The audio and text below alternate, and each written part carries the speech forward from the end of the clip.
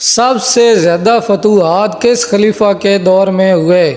ہمارے آپشن ہیں: آپشن اے حضرت علی، آپشن بی حضرت ابو بکر، آپشن سی حضرت عثمان، آپشن ڈی حضرت عمر فاروق۔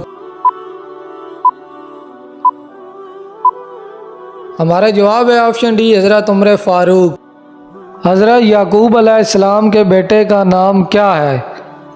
ہمارے آپشن ہیں: آپشن اے یہود، آپشن بی خالد بن ولید، آپشن سی یعقوبہ، آپشن ڈی ان میں سے کوئی نہیں۔ ہمارا جواب ہے آپشن اے یہودا۔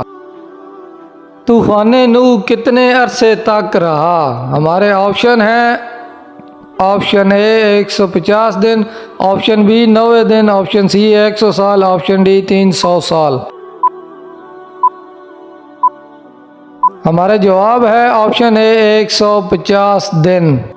کون سے نبی سر کٹنے کے باوجود حق بیان کرتے رہے؟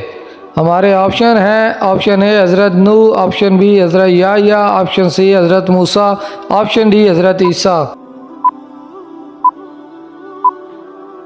ہمارا جواب ہے آپشن بی حضرت یحییٰ علیہ السلام۔ کون سا انسان گناہ سے محفوظ رہتا ہے؟